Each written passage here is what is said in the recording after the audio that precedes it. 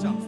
So we have a few more days, inshallah, in which if we have not achieved much in the past days, we will be achieving much more by the will of Allah subhanahu wa ta'ala in the last few days. Let's take it seriously as we are seated here.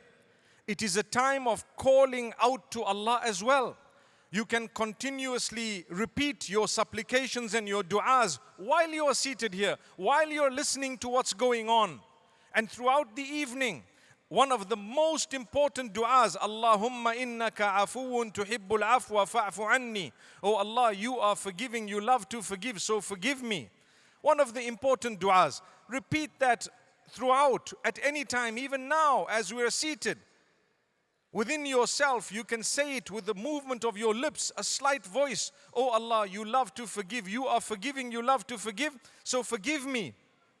And with that, whatever you want, Allah has kept in every one of us needs that can never be fulfilled by anyone besides Him. So Allah wants you to ask Him, call out to Him, make dua to Him, cry to Him, ask Him, continuously ask Him again and again, and Allah Almighty will open your doors.